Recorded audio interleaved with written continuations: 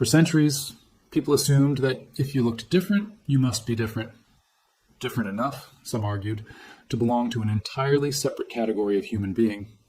Scientists finally had the tools to test that assumption directly at the level of DNA itself.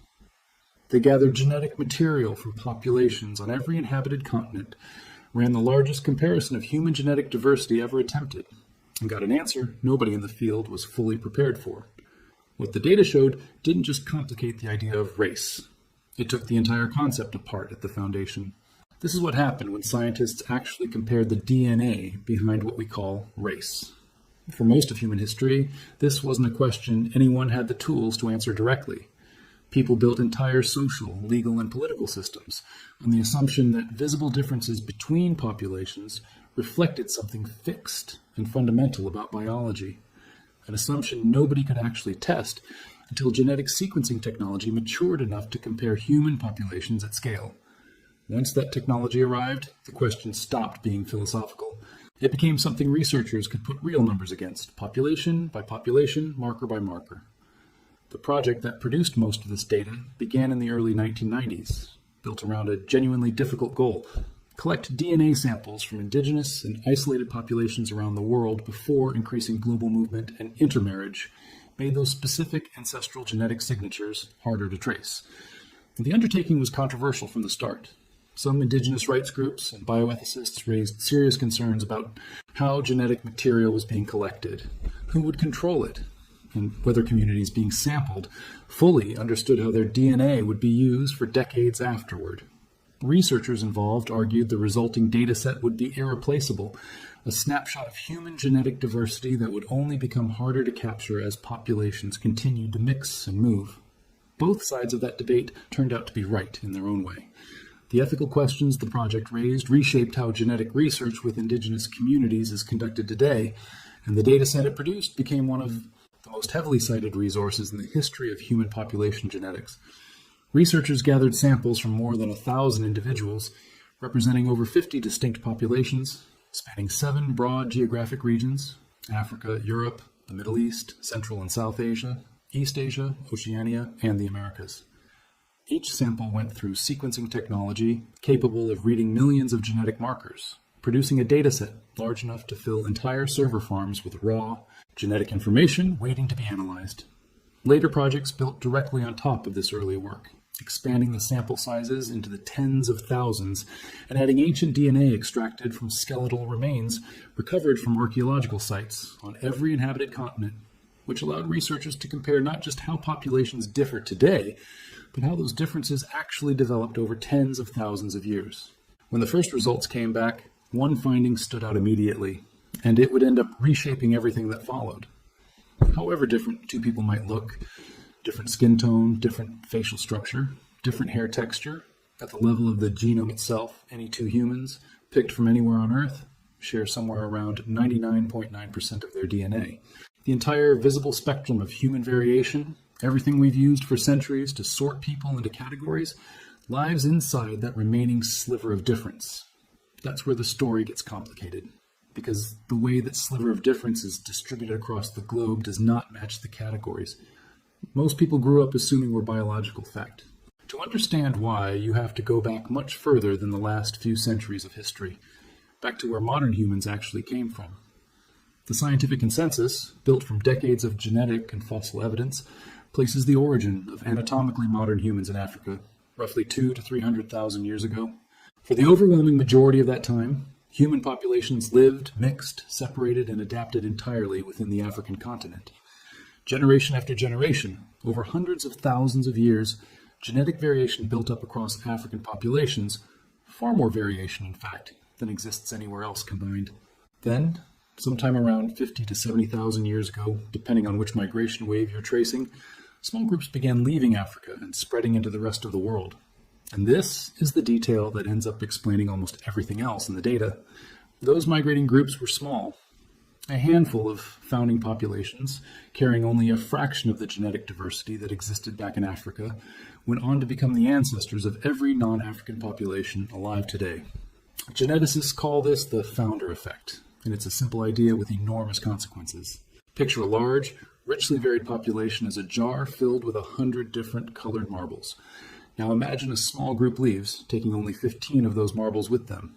However far that smaller group travels, however many new populations eventually branch off from it, none of those descendant populations can ever contain more color variety than was present in the 15 marbles that left the jar in the first place. They can rearrange, mix, and spread that variation in new ways, but they can't manufacture diversity that was never carried out to begin with. The genetic data confirms this pattern with remarkable consistency. Populations tend to show less internal genetic diversity the farther their ancestors traveled from the African continent. Middle Eastern populations show slightly less diversity than African populations. European and Central Asian populations show a further reduction. East Asian populations show less still. And populations in the Americas, descended from groups that crossed into Siberia, then across the Bering Land Bridge, in one of the last major waves of human migration, show the least internal genetic diversity of any region studied. Not because anything was lost or degraded along the way, but because each migrating group only ever carried forward a subset of what came before it. And here's the detail that upends the entire traditional idea of race. The greatest genetic diversity on Earth isn't found between continents. It's found within Africa itself. Two individuals from neighboring communities in East Africa can, in some cases, be more genetically distinct from one another than either one is from a person living in Northern Europe. The tidy boxes built by 19th century racial science, black, white, Asian, and so on, simply don't correspond to any clean division in the underlying genetic data. The lines were drawn by observation of surface traits, not by anything resembling the actual structure of human genetic variation. So if the traditional categories don't hold up, what explains the physical differences we do see so plainly between populations? Skin tone, eye color, hair texture, facial structure? The answer researchers kept arriving at was environmental adaptation, and the genetic story behind it turns out to be much younger than most people assume. The genes responsible for the visible traits most associated with race, skin color, hair texture, facial features, make up a very small fraction of the total human genome, and the mutations behind many of these traits are, in evolutionary terms, remarkably recent. The genetic variant most associated with lighter skin in European populations is estimated to have spread within roughly the last 8,000 years. Blue eyes trace back to a single genetic mutation, believed to have originated in a shared ancestor somewhere near the Black Sea region, likely within the last 6,000 to 10,000 years. The distinctive eyelid structure common in East Asian populations arose through an entirely separate genetic pathway, unconnected to any of the traits associated with European populations. In the timeline of human evolutionary history, hundreds of thousands of years, these are extraordinarily recent adaptations, essentially surface-level responses to local environments, layered thinly over a species that is, underneath, remarkably uniform. Compare that to the traits we don't see just by looking at someone: disease resistance, metabolic processing, immune system variation, neurological development. These traits carry far more genetic complexity, and critically, they vary enormously within every population group, not neatly between them. You cannot look at someone's face and infer anything reliable about their health risks, their metabolism, or their cognitive traits. The genetic architecture behind those characteristics is scattered across every population on the planet, shaped by thousands of individual variants that don't sort themselves along anything resembling racial lines. Researchers also found that almost nobody's ancestry traces back cleanly to a single geographic region. Genetic testing on people who strongly identify with one ethnic or national background routinely turns up markers from multiple, sometimes distant, ancestral populations. Someone who identifies as Han Chinese may carry detectable genetic contributions from Central Asian populations. Someone who identifies as broadly European may carry Middle Eastern ancestry inherited from migrations thousands of years in the past. Populations in the Caribbean, shaped by the specific and often brutal history of colonization and the transatlantic slave trade, typically carry a genetic blend of West African, European, and indigenous American ancestry all at once. This genetic mixing isn't some modern side effect of globalization. Ancient DNA studies have shown it was happening continuously everywhere throughout human history, anytime two populations came into sustained contact. Genetic analysis of ancient skeletal remains across Europe revealed that the continent's population history involves at least 3 separate ancestral waves: an original population of hunter-gatherers who arrived tens of thousands of years ago, A wave of early farmers who migrated in from Anatolia roughly 9,000 years ago and largely replaced the earlier population, and a later wave of pastoralist herders who moved in from the Eurasian steppe around 5,000 years ago and mixed into the existing population once again. Every modern European population alive today is a blend of those three waves, none of whom at the time had any concept of European as an identity, because that identity simply didn't exist yet. The same layered pattern shows up in East Asia. Populations often treated as a single genetic block. Han Chinese, for instance, despite being the largest single ethnic population in the world, actually represent centuries of merging between distinct northern and southern lineages, unified gradually through migration, trade, and imperial expansion, rather than existing as one uniform ancestral group from the start. The genetic diversity contained within that one population rivals the genetic diversity found across the whole of Europe. Pacific populations tell a similarly layered story, shaped by at least two distinct waves of colonization. An earlier wave of seafaring populations reaching the islands tens of thousands of years ago, and a later wave of Austronesian-speaking voyagers who arrived thousands of years afterward, mixing with the populations already there. Even populations often assumed to have lived in total isolation for millennia typically show detectable evidence of gene flow from neighboring groups, accumulated slowly over long stretches of time. The data, in region after region, tells the same underlying story. There has never been a genetically pure, permanently isolated human population anywhere, at any point, researchers have been able to examine closely. If genetic ancestry really is this blended, this continuous, and this recent in its major branch points, why do groups separated by distance so often end up looking so different from one another? The clearest answer researchers arrived at is convergent evolution, the same evolutionary pressure producing a similar physical solution independently in populations that share no close genetic relationship at all. Dark skin evolved independently in populations across sub-Saharan Africa, in parts of South Asia, and among Aboriginal Australian populations. Three groups with deep, independent evolutionary histories, none of which inherited the trait from a shared recent ancestor. What they shared instead was exposure to intense ultraviolet radiation near the equator, and natural selection arrived at a similar protective solution, increased melanin production through different underlying genetic changes in each population. Lighter skin evolved separately in populations that migrated into higher latitudes with weaker sunlight, where the ability to synthesize vitamin D through the skin became a stronger survival advantage than protection from UV exposure. The distinctive eyelid structure found in East Asian populations may have offered some protection against cold winds and glare-off snow and ice in the environments those populations moved into. In every case, the underlying pressure was environmental. The genetic pathway each population used to adapt to that pressure often differed, even when the visible outcome looked broadly similar. High-altitude adaptation follows the same pattern. Populations native to the Tibetan Plateau carry genetic adaptations that allow them to process oxygen efficiently at elevations that would cause serious health complications for most lowland populations. Indigenous populations in the Andes, facing a comparable high-altitude environment on the opposite side of the planet, developed their own high-altitude adaptations, but through an entirely different set of genetic changes. Two populations, no recent shared ancestry, facing a similar environmental challenge, and two independently evolved solutions to the same problem. A third population offers an even clearer illustration of just how independently these solutions can arise. Populations native to the Ethiopian highlands also live at extreme elevation, and researchers studying their genomes expected to find either the Tibetan solution, the Andean solution, or some blend of the two. Instead, Ethiopian highland populations turned out to carry a third, genetically distinct adaptation, unrelated to either of the other two.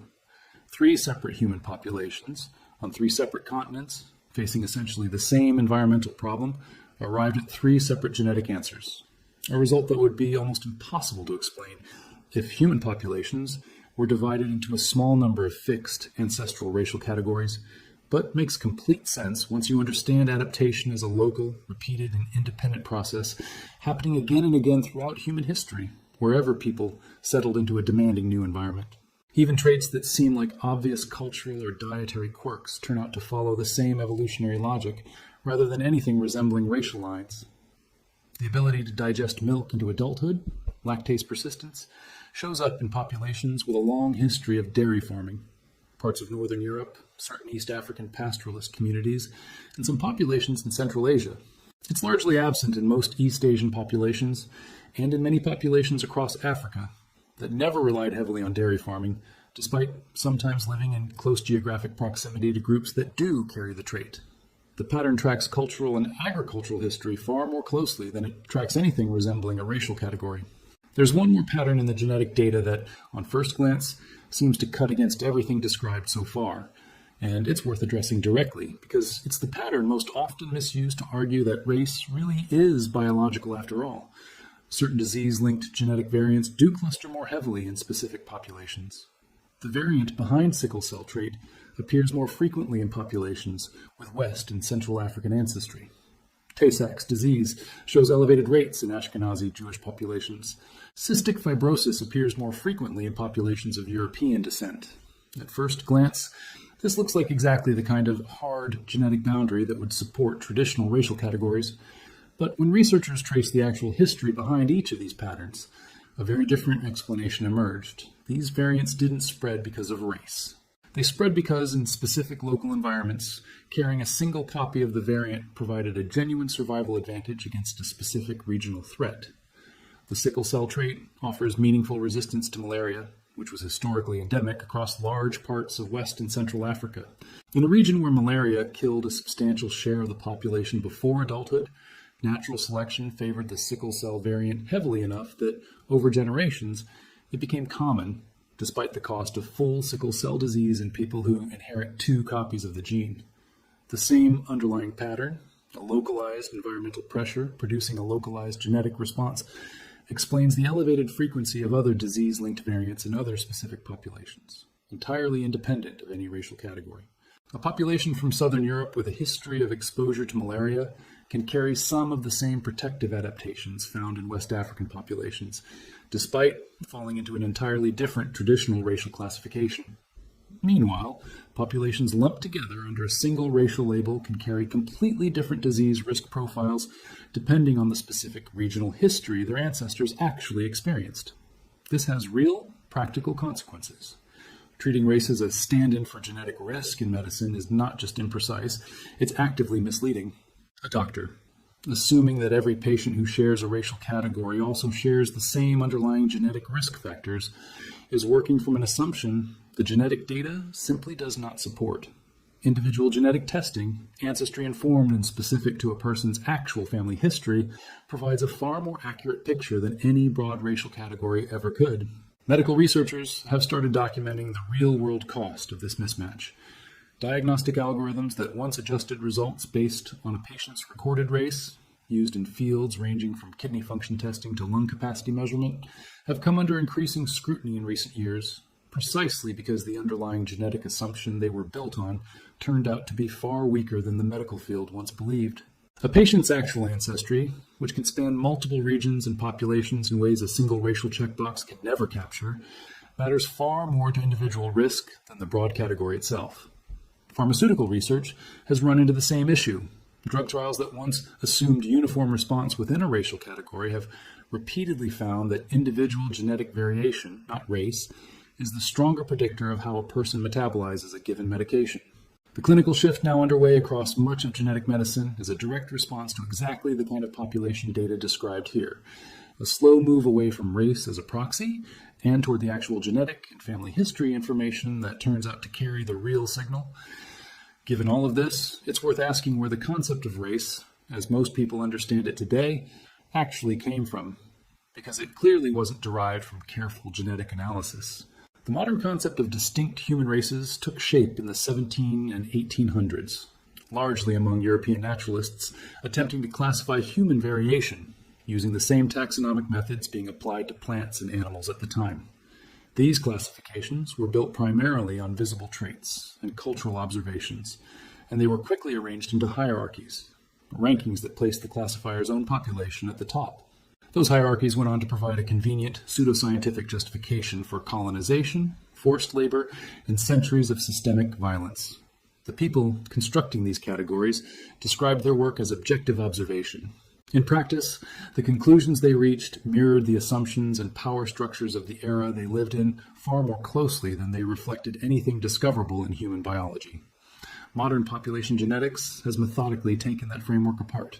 The physical traits early racial science used to rank human groups show no meaningful correlation with intelligence, moral character, or any other measure once used to justify a supposed hierarchy. The genetic differences that do exist between populations are overwhelmingly either evolutionarily neutral or straightforward adaptations to local environmental conditions, not evidence of any group being more or less developed than another. Perhaps the single most striking number to come out of this entire field of research concerns just how recently every person alive today is actually related. Genetic and genealogical modeling suggests that the most recent common ancestor shared by every human currently alive lived remarkably recently, commonly estimated at somewhere around 2,000 to 3,000 years ago. Push the timeline back a bit further to somewhere around 5,000 to 7,000 years ago, and you reach a genuinely striking threshold.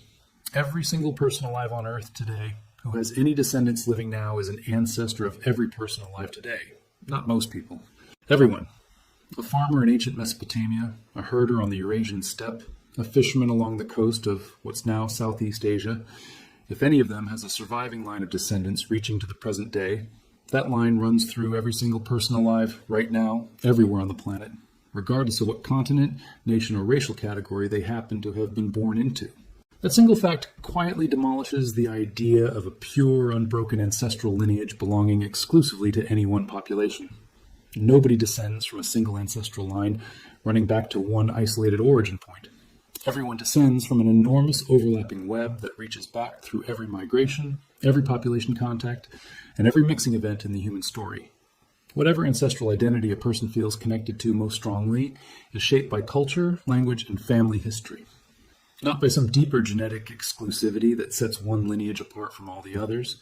This is a genuinely counterintuitive result, and it's worth explaining why the math works out this way. Every person has 2 parents, 4 grandparents, 8 great-grandparents, and so on. The number of ancestral slots doubling with each generation you go back.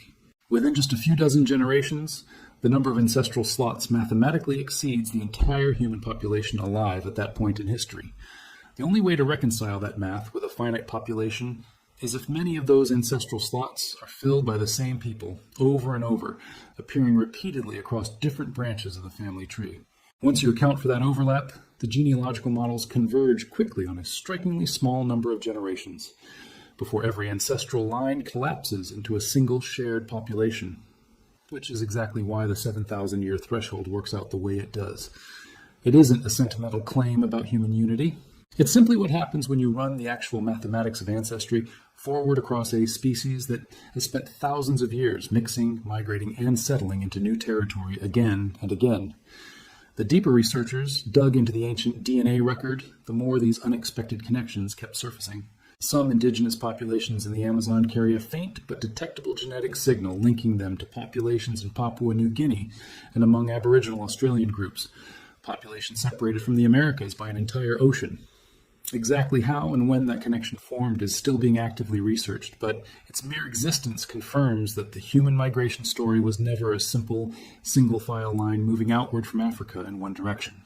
It was tangled, branching, and full of contact events that current researchers are still working to fully map.